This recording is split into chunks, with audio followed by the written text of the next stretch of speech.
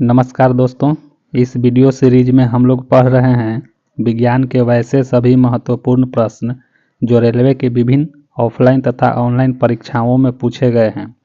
इस वीडियो में हम लोग फिजिक्स के प्रश्नों को पढ़ेंगे। अगर आप इस वीडियो में नए हैं तो कृपया इस चैनल को सब्सक्राइब कर लें तथा प्लेलिस्ट में जाकर विज्ञान के और भी कई वीडियो के प्रश्नों के वीडियो हैं, उन्हें भी देखें। अगर वीडियो अच्छा लगे तो लाइक करें, अपना सुझाव कमेंट करें और चैनल को सब्सक्राइब जरूर करें। पर आज का पहला प्रश्न है, निम्नलिखित युग्मों में से किन भौतिक राशियों की समान विमीय सूत्र नहीं है? 4 ऑप्शन है दोस्तों, इनमें से किन का समान विमीय सूत्र नहीं है? पहला का सही आंसर ए, बल और दाब। बल और दाब के समान विमीय सूत्र नहीं होते हैं दोस्तों। कार्य और ऊर्जा दोनों के समान विमीय सूत्र होते हैं दोस्तों। यहाँ पर हमारा आंसर हो जाएगा ये। इसकी व्याख्या देखें तो कार्य एवं ऊर्जा, आवेग एवं संवेग तथा भार एवं बल समान विमीय सूत्र वाले होते हैं। बल एवं दाब की विमा समान नहीं होती। बल की विमा दिया हुआ है और दाब की विमा दिया हुआ है।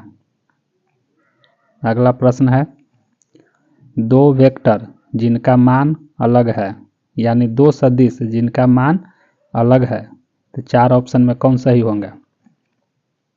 वे सदिश जिनका मान अलग अलग है उनकी दिशा अलग होगी, उनका परिणामी शून्य होगा। उनका परिणामी शून्य नहीं हो सकता। उपयुक्त में से कोई नहीं। सही आंसर सी। इसकी व्याख्या देखें, दो सदिश यानी दो वेक्टर जिनका मान असमान है उनका परिणामी शून्य नहीं हो सकता। दो समान वेक्टर का परिणामी यदि विपरीत दिशा में है तो शून्य हो सकता है। बिल्कुल सही बात। अगला प्रश्न, निम्नलिखित में कौन सी वेक्टर राशि है, यानी कि कौन इसमें सदिश राशि है? तो इसमें बल सदिश राशि है, बाकी सब अदिश राशि हैं। सदिश राशि है, चारों में से कौन सदिश राशि है? कोणीय संवेग। देखिए, कोणीय संवेग रहे या रेखीय संवेग रहे, संवेग सदिश राशि होती है। दाब, विद्युत धारा, शक्ति सदिश राशि नहीं है। दाब की बात करें तो दाब सदिश राशि नहीं है, अदिश राशि भी नहीं है दोस्तों। इसके बारे में आज मैं आपको बता देता हूँ, शायद आप नहीं जानते होंगे। दाब एक प्रदिश राशि है। देखिए, 3 होते हैं, एक सदिश होते हैं, दूसरा अदिश होते हैं और तीसरा एक प्रदिश होते हैं। तो प्रदिश राशि है, दाब प्रदिश राशि है। वही बात धारा का है, विद्युत धारा भी प्रदिश राशि है। वैसे इतना डीपली एग्जाम में कभी पूछा नहीं है, लेकिन फिर भी आप जानकारी के लिए रखिए, और नहीं तो फिर वैसे तो आप दाब और धारा और शक्ति के बारे में तो जान ही रहे हैं कि यह एक अदिश राशि है, लेकिन अगर बाई चांस कभी प्रदिश ऑप्शन में दे दे तो आपको वही बनाना होगा।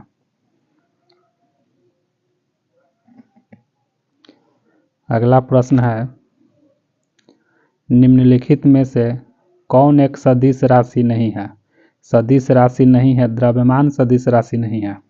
संवेग सदिश राशि है, कोणीय वेग भी सदिश राशि है, वेग भी सदिश राशि है, द्रव्यमान सदिश राशि नहीं है। अगला प्रश्न, किसी सदिश का परिमाण कभी नहीं हो सकता। क्या नहीं हो सकता? तो किसी सदिश का परिमाण कभी ऋणात्मक नहीं हो सकता। शून्य हो सकता है, इकाई हो सकता है, धनात्मक हो सकता है, ऋणात्मक नहीं होता है दोस्तों। अदिश राशि कौन है? तो इसमें अदिश राशि हो जाएगा ऊर्जा। ऊर्जा अदिश राशि है। बल आघूर्ण सदिश राशि है, संवेग सदिश राशि है, लेकिन ऊर्जा अदिश राशि है। देखिए कितनी बार परीक्षाओं में यह सब पूछा गया है। अगला प्रश्न, अदिश एक प्रमात्रा है जिसमें परिमाण होता है लेकिन क्या नहीं होता? तो इसकी दिशा नहीं होती है दोस्तों। यह अदिश एक ऐसा मान है जो परिमाण तो होता है लेकिन इसमें इसकी दिशा नहीं होती है। सही आंसर सी। अगला प्रश्न, पृथ्वी वायुमंडल को किस प्रकार पकड़े रहती है? गुरुत्वाकर्षण से पकड़े रहती है। पृथ्वी पर वायुमंडल का टिका होना गुरुत्वाकर्षण बल के कारण ही है। कार के स्टीयरिंग में शामिल है। कार यानी कार के स्टीयरिंग का मतलब होता है जो आप हैंडल देखते हैं ना गोल, उसके बारे में पूछा जा रहा है। कार के स्टीयरिंग में शामिल है। इसमें बलों का युग में शामिल है जो विपरीत दिशाओं में तथा उसी रेखा पर कार्य करता है। सही ऑप्शन डी। इसके बारे में अगर समझें तो वैसा बल युग्म जो एक ही वस्तु पे दो विपरीत दिशाओं में लगती है और इसको लगने से वह वस्तु में रोटेशनल मोशन होता है। इस तरह के बल को हम लोग बल आघूर्ण कहते हैं। अब उसी वजह से कार का स्टीयरिंग काम करता है। तो इसका आंसर हो जाएगा डी, बलों का एक युग्म यानी बलों का एक जोड़ा। जैसे स्टीयरिंग को हम दोनों हाथ से पकड़े रहते हैं, साइकिल का हैंडल हो, मोटरसाइकिल का हैंडल हो, कार का हैंडल हो, कोई भी हो, उसका अगर दोनों हाथ से हम लोग पकड़े रहते हैं, किसी एक तरफ मोड़ना होता है तो हम एक तरफ खींचते हैं और दूसरे हाथ से उसको ढकेलते हैं तो वो मुड़ता है। तो यहाँ पर हैंडल पे ना दो बल काम करते हैं, इसीलिए यहाँ बताया गया है बलों का एक युग्म जो विपरीत दिशाओं में कार्य करता है। अगला प्रश्न है, एक लड़के का भार पृथ्वी पर 600 न्यूटन है, इसका चंद्रमा पर कितना होगा? 100 न्यूटन होगा। पृथ्वी के भार का चंद्रमा पर जो भार होता है वो 1/6 भाग होता है, तो इसका 1/6 भाग 100 न्यूटन हो जाएगा। व्याख्या आप लोग देख लीजिएगा। कोई वस्तु अधिकतम भारशील हो जाती है निर्वात में। कोई वस्तु अधिकतम भारशील हो जाती है कब? तो निर्वात में। यहाँ वायु में, जल में, हाइड्रोजन में, यहाँ निर्वात में। तो चारों में हम लोग देखें तो निर्वात मेरा सही आंसर होगा।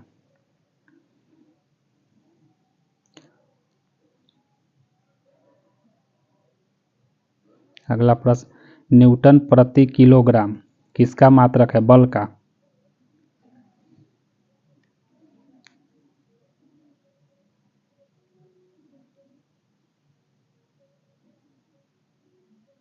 एक मिनट दोस्तों, यहाँ मैं गलती बता दिया हूँ। न्यूटन प्रति किलोग्राम मात्रक है। न्यूटन मात्रक होता है बल का, लेकिन न्यूटन प्रति किलोग्राम त्वरण का हो जाएगा, क्योंकि न्यूटन बटा द्रव्यमान करेंगे तो त्वरण निकलता है। हमें न्यूटन सिर्फ ध्यान में आ रहा था, इसीलिए मैंने बल बता दिया था। ये ऑप्शन मिला करके देखिए, इम्पोर्टेंट क्वेश्चन है दोस्तों। यदि पृथ्वी की त्रिज्या 1% घटा दी जाए तो स्मॉल जी पर क्या प्रभाव पड़ेगा? त्रिज्या अगर घटा दिया जाए तो स्मॉल जी पर क्या प्रभाव पड़ेगा? बढ़ जाएगा। पृथ्वी की त्रिज्या 1% घटा दिया जाए तो स्मॉल जी का मान बढ़ जाएगा।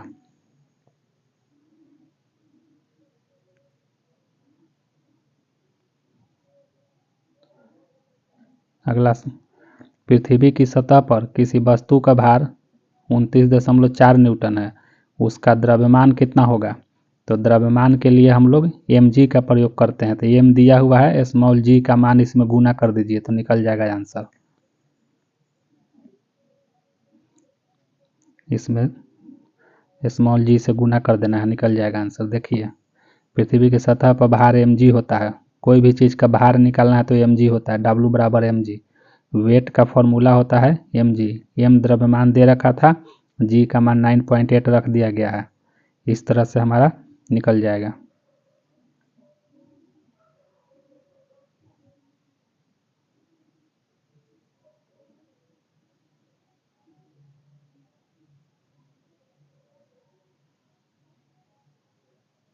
ये इस क्वेश्चन को फिर से समझते हैं दोस्तों। कई बार परीक्षा में पूछता है, छोटा सा फॉर्मूला होता है, इसी पे पूछ देता है। देखिए, ये फॉर्मूला याद रखिएगा, भार बराबर mg। m दे रखा है, m ही ज्ञात करना है दोस्तों। भार दे रखा है और g का मान। प्रश्न में थोड़ा सा पढ़ने में गलती हो गया है। भार का मान प्रश्न में दे रखा है और द्रव्यमान ज्ञात करना है। जी का मान तो आपको पता ही होता है, इसी से इधर उधर करेंगे ना तो आंसर मेरा 3 kg निकलेगा। अगला प्रश्न है, एक बल इतना किलोग्राम के पिंड में इतना का त्वरण उत्पन्न करता है, बल का मान। देखिए, बल का मान ज्ञात करना है, यानी F का मान निकालना। तो F बराबर होता है ma। m दे रखा है 0.5 किलोग्राम, और त्वरण दे रखा है 10 मीटर प्रति सेकंड स्क्वायर। तो m और a को गुना कर देंगे तो मेरा आंसर निकल जाएगा 5 न्यूटन। 0.5 में 10 से गुना करेंगे तो 5 निकल जाएगा, बल का मान 5 न्यूटन।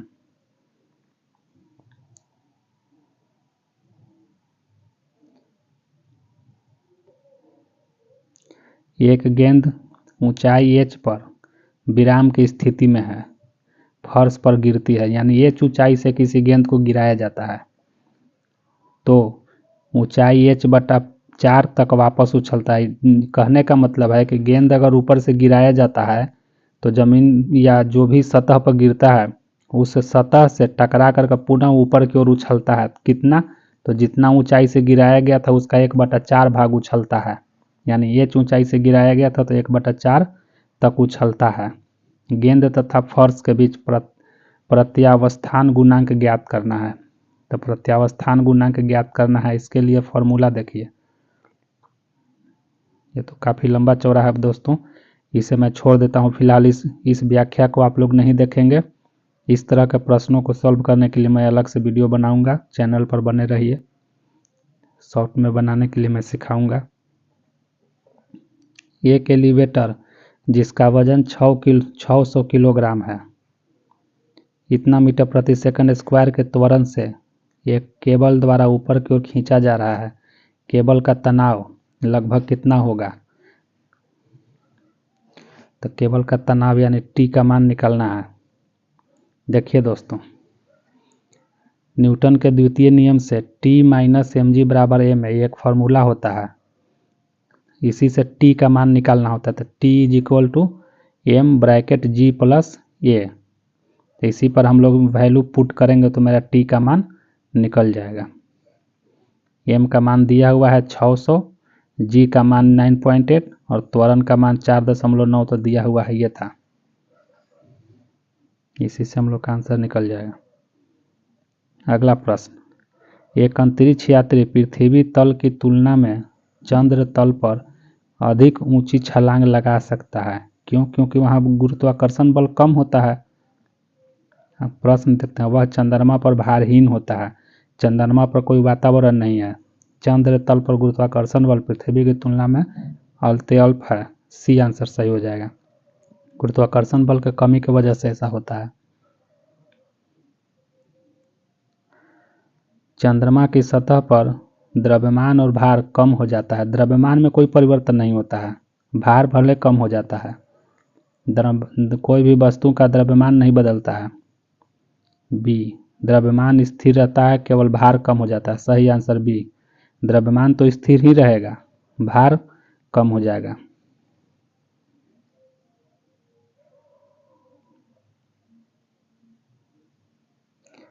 दो किलोग्राम तथा 4 किलोग्राम के दो पिंड क्रमशः ए और बी हैं। अच्छा, एक ए है और एक बी है, दोनों का द्रव्यमान दे रखा है 2 kg और 100 मीटर की ऊंचाई से पिंड एक साथ गिराए जाते हैं, यानी कि 100 मीटर की ऊंचाई से दोनों को गिराया जाता है। दोनों एक साथ पहुंचेगा पृथ्वी पर। द्रव्यमान से क्या फर्क पड़ता है? ए और बी दोनों एक ही साथ पृथ्वी पर पहुंचेंगे।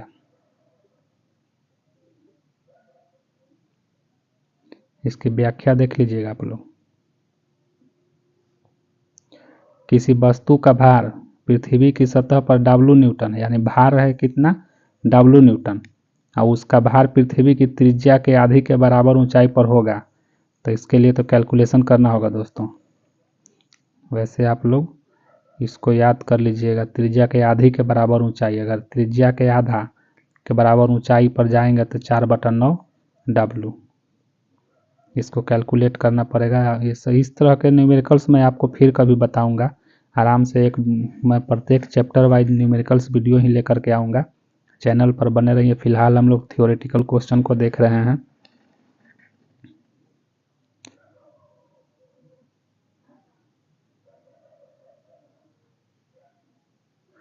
तेईस नंबर क्वेश्चन, इसे भी आप लोग देख लीजिए, थोड़ा न्यूमेरिकल्स टाइप का है। इसकी व्याख्या इसमें थोड़ी लंबी चौड़ी होती है दोस्तों, क्योंकि यह एनसीईआरटी के पैटर्न के हिसाब से बनाया हुआ है ना। 24, एक कण को ऊपर की ओर इतना मीटर प्रति सेकंड की गति से फेंका जाता है। ऊपरी दिशा में जाने वाले उसके समय की गणना करें। 4 सेकंड।